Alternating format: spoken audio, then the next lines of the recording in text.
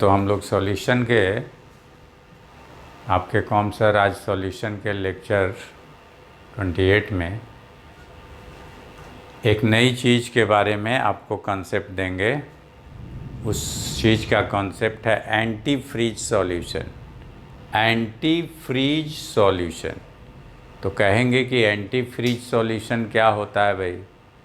तो anti freeze मतलब जमने से रोकने वाला। एंटी फ्रीज जैसे पानी जम जाता है 0 डिग्री, -1 डिग्री, -2 डिग्री, -3 डिग्री पर वाटर जमने लगता है, उसी को एंटी कर दीजिए तो एंटी फ्रीज कहलाएगा।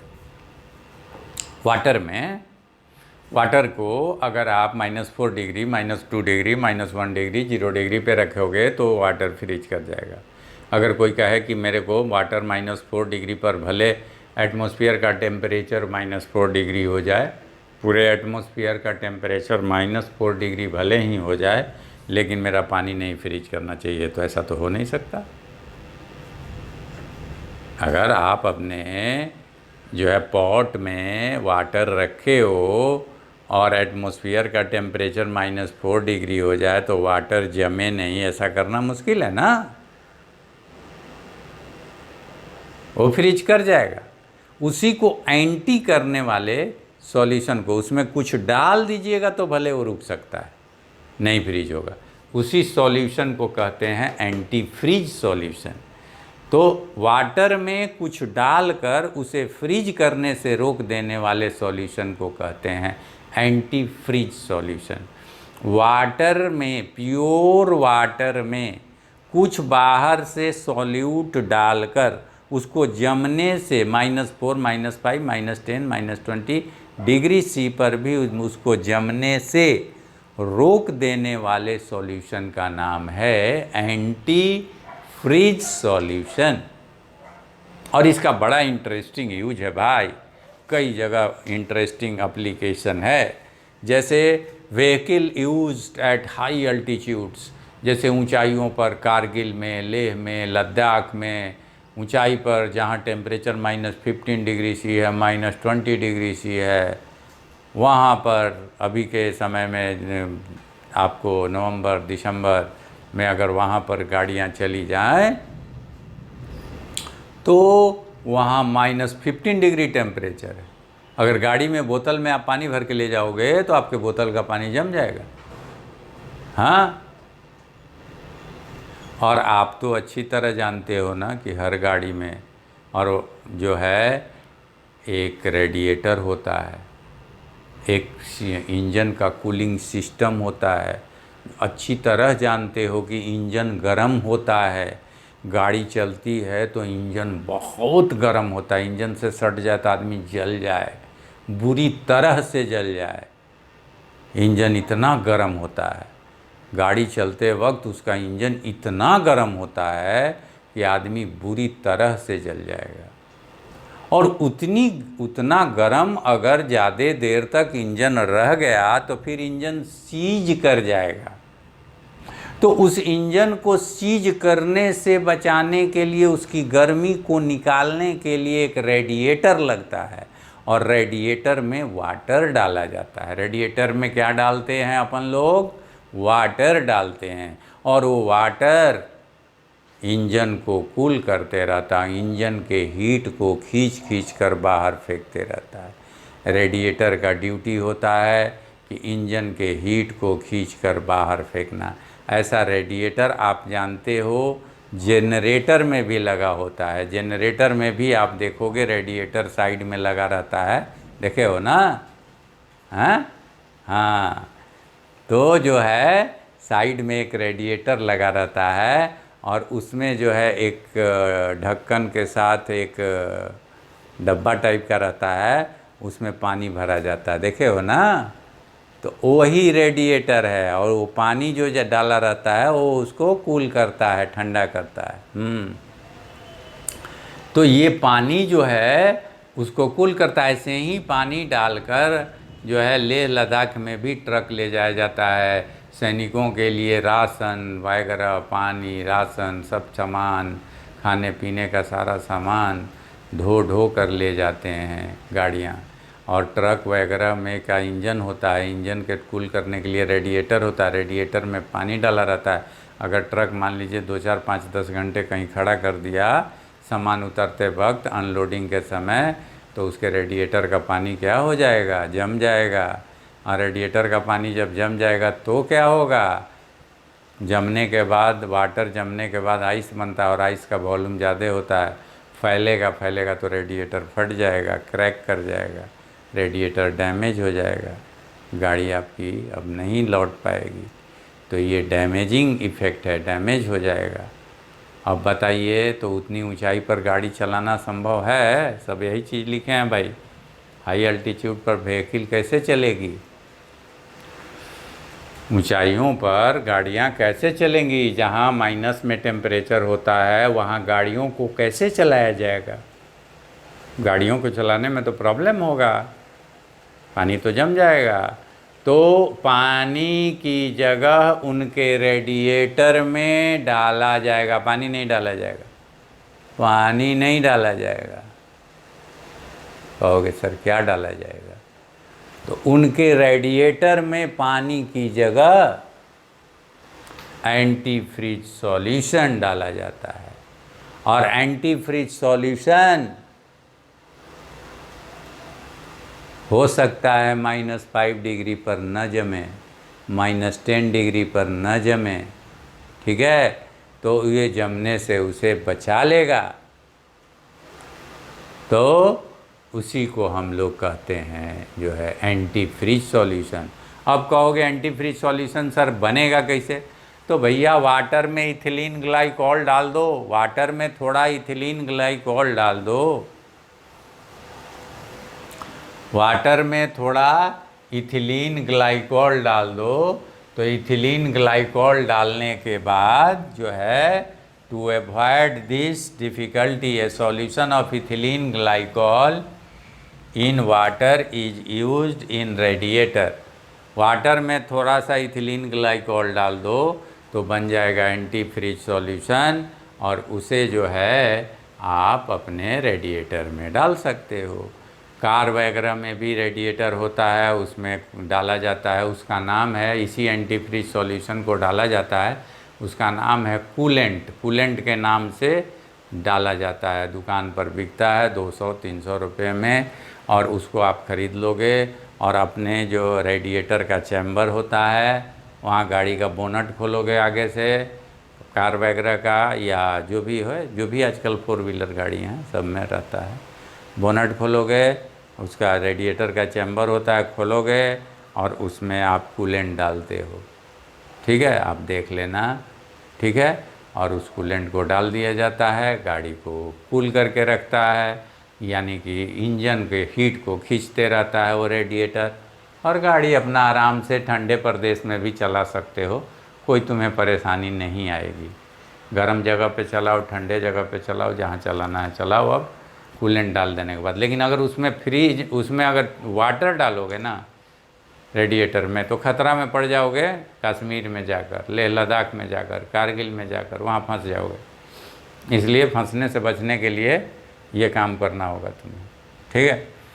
और फ्रीजिंग जो है पॉइंट तुम लोअर कर सकते हो। अब इथिलीन ग्लाइकॉल का अमाउंट जो है जैसा डालोगे उतने लोअर होगा। इथिलीन ग्लाइकॉल थोड़ा डालोगे तो -10 डिग्री तक बचा के रखेगा इंजन को, ज़्यादा डालोगे तो -20 डिग्री तक, एक सर्टेन प्रोपोर्शन में अगर डालोगे तो -48 डिग्री सी तक भी आपके इंजन को बचा के रख सकता है इथिलीन ग्लाइकॉल।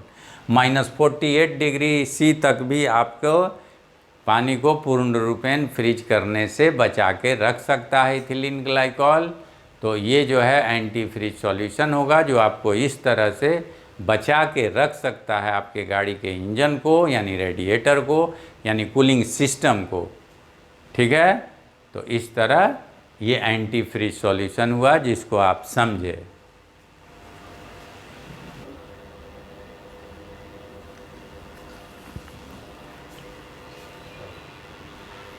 अब एक और देख लीजिए, anti freeze actually depression in freezing point का प्रैक्टिकल एप्लीकेशन। तो जो है डिप्रेशन इन फ्रीजिंग पॉइंट का प्रैक्टिकल एप्लीकेशन ये है कि जो है ये आपको आइस, एक्चुअली आइस गिरता है, आइस गिरता है ठंडे प्रदेशों में, हिल स्टेशन में जो है आइस गिरते रहता है। ठीक है, तो आइस जो गिरता है तो जो है एक्चुअली हिली स्टेशन पर, हिल एरिया में जहाँ टेम्परेचर लो होता है वहाँ बर्फ़बारी होती है, रोडों पर बर्फ़ गिरता है। और कई बार जो है रात में रोडों पर बर्फ़ इतनी गिर जाती है कि सुबह में आदमी के लिए चलना मुश्किल हो जाता है। कभी कभी रोड पर 1 feet, 2 feet, 4 feet, 5 feet, 6 feet बर्फ़बारी होती है। और न्यूज़ भी आता है कि आज हिमाचल प्रदेश में कुल्लू में 3 फीट बर्फ़बारी हुई। मतलब वही रात में देखा जाता है कि रात भर में कितने फीट बर्फ़ ऊंचा हुआ, माने रोड पर से 3 फीट, यानी इतना रोड पर बर्फ़ आ जाएगा। तो इस तरह से जो है न्यूज़ आता है। तो बर्फ़बारी होती है, अगले दिन अगर बताइए कि रोड पर बर्फ़बारी हो जाएगी, बर्फ़ गिर जाएगा, तो अगले दिन कोई गाड़ी चल पाएगी रोड पर? नहीं चल पाएगी, कोई गाड़ी नहीं चल पाएगी। बर्फ़ पे फ्रिक्शन नहीं मिलेगा, ब्रेक नहीं लगेगा। बर्फ़ पे जो गाड़ी चलाया वो गया तेल बेचने, ठीक ना, वो गिर जाएगा। बर्फ़ पे जो है गाड़ी में ब्रेक नहीं लगेगा, फ्रिक्शन लेस हो जाएगा।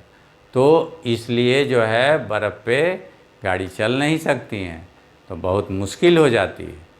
तो वैसी स्थिति में क्या किया जाता है, तो बर्फ़ पर NaCl या CaCl2 की तरह का सॉल्ट का स्प्रेडिंग, स्कैटरिंग किया जाता है।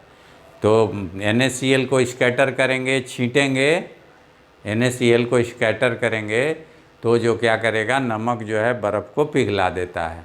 अगर माइनस में भी टेम्परेचर है तब भी बर्फ़ पिघला देगा। जैसे मान लीजिए कि टेम्परेचर अभी -4 डिग्री सी है, आउटडोर टेम्परेचर, पूरे वायुमंडल का टेम्परेचर -4 डिग्री सी है, बर्फ़बारी हो गई, बर्फ़ गिर गया, बर्फ़ पड़ा हुआ है। अब बताइए कि -4 डिग्री पर कभी रोड पर से बर्फ़ हटेगा, पिघलेगा? -4 डिग्री पे आइस पिघलता है? नहीं पिघलेगा। तो -4 डिग्री पर आइस नहीं पिघलेगा तो यानी कहानी ख़त्म। मान लीजिए 4 दिन तक -4 डिग्री रह गए तो 4 दिन तक रोड ब्लॉक, रोड बंद, कोई गाड़ी का आना जाना नहीं होगा, उधर के लोग उधर, इधर के लोग इधर, तो भोजन पानी पर भी आफत आ जाएगा। तो इस तरह से जो है दिक्कतें आ जाएंगी, परेशानियां आ जाएंगी। इस परेशानी से बचने के लिए टेम्परेचर -4 क्या -10 डिग्री भी रहेगा तो भी रोड पर से आइस को हटाया जा सकता है। कैसे? तो नमक का बोरा ले जाइए और नमक उस पर छींटते जाइए। तो आइस पर जैसे ही नमक छींटोगे ना तो आइस तुरंत पिघल जाता है।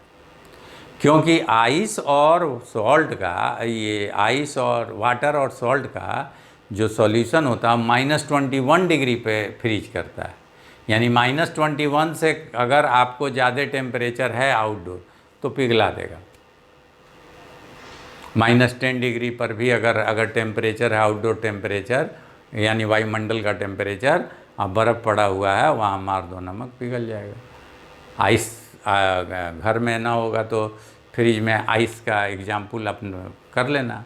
आइस आप फ्रिज में जमा लेना और आइस पर एक जगह कहीं नमक देना, देखोगे नमक जहाँ डालोगे वहाँ आर पार छेद हो जाएगा। आइस में क्या कर देगा, आर पार छेद हो जाएगा, इस पार से एकदम इस पार छेद दिखाई देने लगेगा आइस में। तो नमक जो है जल्दी से पिघला देता है आइस को, बहुत फास्ट पिघलाता है। तो इसलिए नमक अगर स्प्रेड कर दिया जाए, स्कैटर्ड कर दिया जाए, कहाँ पर, रोड पर, तो जो है रोड पर से सारा आइस पिघल जाएगा और पिघल के पानी बन के निकल जाएगा नलियों से और रोड साफ़ हो जाएगा और गाड़ियाँ फिर से चलने लगेंगी। समझ गए? तो आपका सॉल्ट -21°C तक पिघला देगा बर्फ़ को। और एक CaCl2 तो -55 भी आउटडोर टेम्परेचर रहेगा। बाहर का टेम्परेचर अगर -55°C भी है तब भी CaCl2 जो है ना बर्फ़ को क्या कर देगा, पिघला देगा। तो यहाँ तक ये काम कर सकता है कि -55°C तक भी बर्फ़ को पिघला देगा। कौन? CaCl2। ठीक है, समझ गए? तो ये चीज़ है, ये भी कहानी है।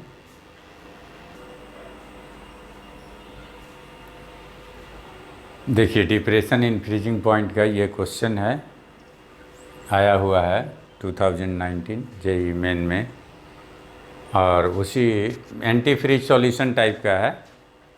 ठीक है, ethylene glycol anti freeze solution में डाला जाता है ना। तो कहा कि इथिलीन ग्लाइकॉल का 62 ग्राम 250 ग्राम वाटर में डाल दिया गया और उसको कूल कर दिया गया कितना तक, -10°C तक।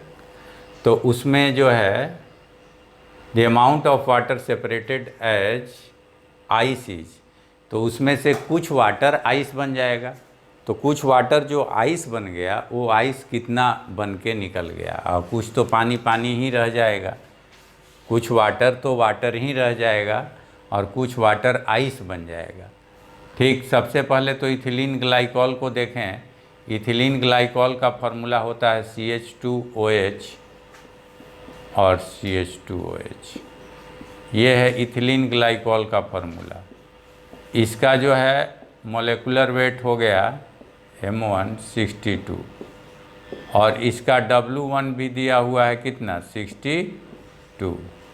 ठीक है, अब इसको जो है लेकर और ठंडा किया गया है। तो ठंडा किया गया है कहाँ तक, -10°C तक। डेल्टा TF कितना हो गया, 10°C। तो 10°C टेम्परेचर घटाने पर उसमें कुछ वाटर आइस बन गया होगा, कुछ वाटर वाटर ही रह गया होगा। तो जो बचा हुआ वाटर है उस वाटर का अमाउंट निकाल लीजिए, बस आपको पता चल जाएगा। तो डेल्टा TF = KF, ठीक है, और W1/M1 यहाँ 1000 × W2। ये W2 बचा हुआ वाटर है, रिमेनिंग वाटर, ये समझिएगा, रिमेनिंग वाटर जो पानी बच गया बर्फ़ के निकलने के बाद। ये वाटर नहीं है, 250 ग्राम वाला वाटर नहीं है। ये 250 ग्राम जो वाटर दिया है वो वाटर नहीं रखना है, यही निकालना है, W2 निकालना है, रिमेनिंग वाटर। तो रिमेनिंग वाटर जो है ना, रिमेनिंग वाटर निकल जाएगा अगर आपका, तो आपको क्या होगा, फ़ायदा होगा। रिमेनिंग वाटर अगर आपका निकल जाता है तो आपको 250 में से घटा दीजिएगा तो आइस का अमाउंट हो जाएगा, आइस निकल जाएगा, आइस पता चल जाएगा। तो डेल्टा TF के जगह आप 10 रख दोगे, वो इसके जगह 1.86 रख दोगे, इसके जगह 62, और यहाँ भी 62, और यहाँ 1000, और तब निकल जाएगा आपका W2। ये कैंसिल, ये W2 = कितना हो जाएगा, 186 ग्राम। तो 186 ग्राम आपका बच गया। तो 186 ग्राम वाटर बचा, रिमेनिंग वाटर इतना बचा। तो वाटर कन्वर्टेड इनटू आइस,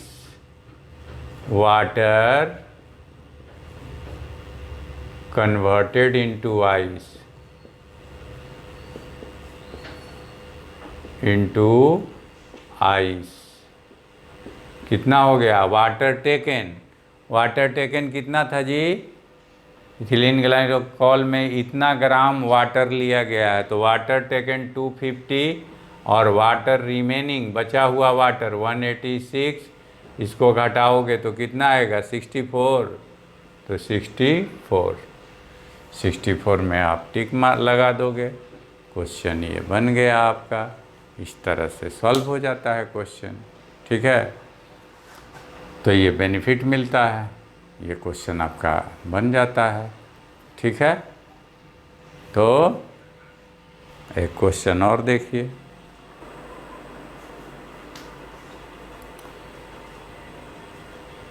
ये देखिए एक और क्वेश्चन, ये जेईई 2019 का ही क्वेश्चन है। इसमें कहा गया कि elevation in boiling point of 1 molar solution of glucose is 2K।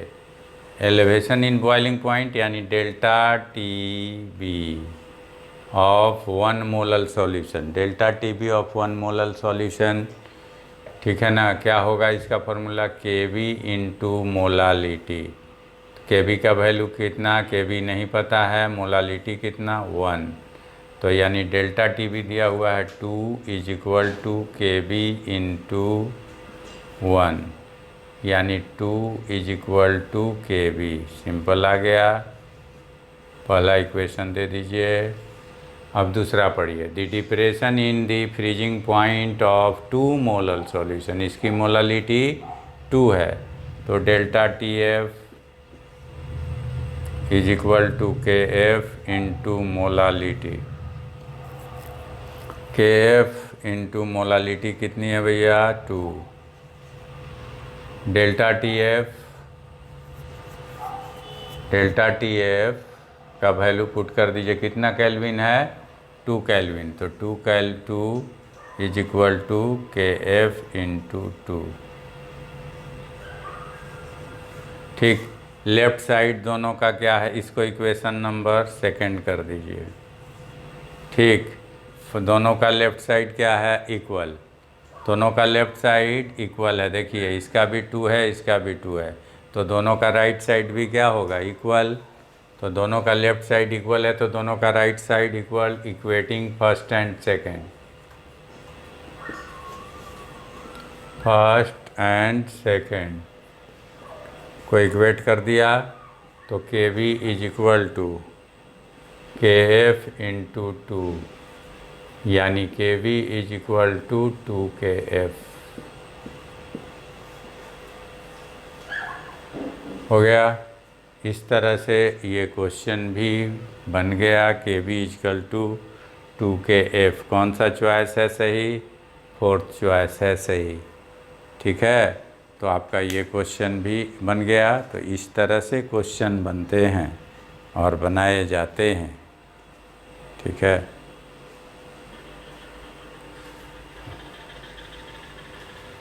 चलिए एनसीईआरटी का क्वेश्चन नंबर ये 23 थ्योरेटिकल क्वेश्चन है। कुछ बच्चों का डिमांड था कि एनसीईआरटी का क्वेश्चन नंबर 3 सर बता देंगे, तो उस बेसिस पर क्वेश्चन नंबर 23 देख लीजिए। एक्चुअली कहा क्या जा रहा है कि जैसे दो चीज़ों को मिलाया जाता है तो दोनों घुलता है। वाटर में नमक मिलाते हैं तो नमक घुलता है, तो आखिर घुलने में कोई फोर्स काम करता है, कोई इंटरैक्शन फोर्स काम करता है, तब तो घुलता है ना। तो वो इंटरैक्शन फोर्स क्या है, यही पूछा जा रहा है। Suggest the interaction forces which is working in the solution.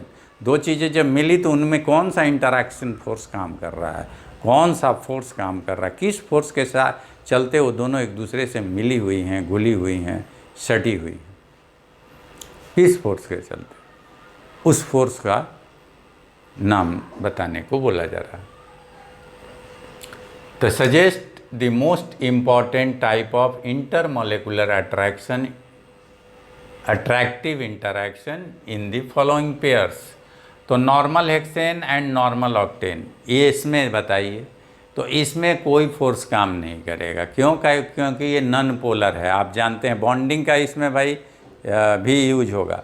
ये दोनों ऑर्गेनिक कंपाउंड है, normal hexane and normal octane organic compound है, और ये ऑर्गेनिक में भी अल्केन है, और अल्केन नॉन पोलर होते हैं, और नॉन पोलर के चलते इसमें वान डर वाल फोर्स ऑफ अट्रैक्शन कह सकते हैं, या दुनिया का सबसे वीक फोर्स ऑफ अट्रैक्शन वान डर वाल, जिसका दूसरा नाम है लंदन फोर्स। लंदन फोर्स,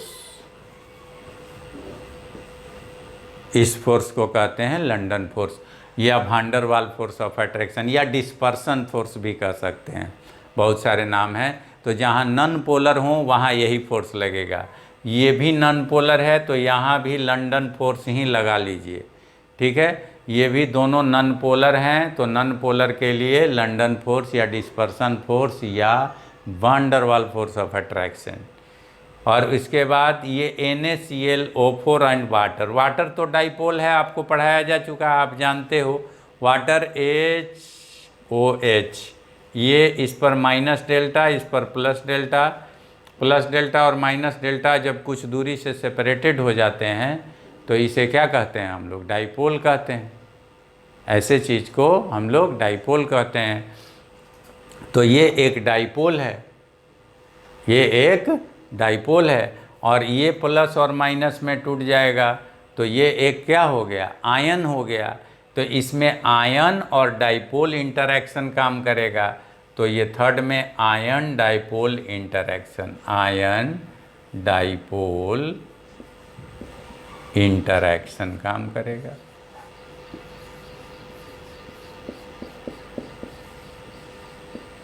अब methanol and acetone, methanol and acetone. तो एसीटोन और मीथेनॉल में आप जानते ही हैं कि हाइड्रोजन बॉन्ड बनता है। जितने भी अल्कोहल हैं वो हाइड्रोजन बॉन्ड बनाएंगे। साथ में एसीटोन में भी ऑक्सीजन है तो ये भी उससे हाइड्रोजन बॉन्ड बनाएगा। तो इन दोनों का अट्रैक्शन किस बॉन्ड के चलते होगा? Hydrogen bond interaction, hydrogen bond interaction.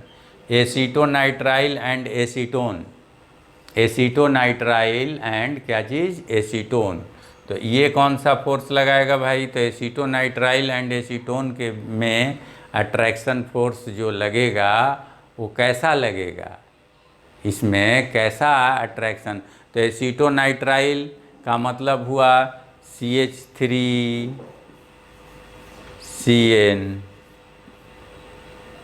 ठीक है।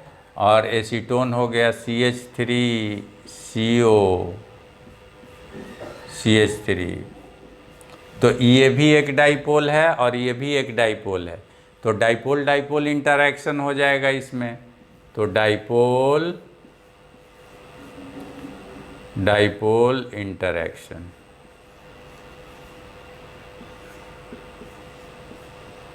इंटरैक्शन।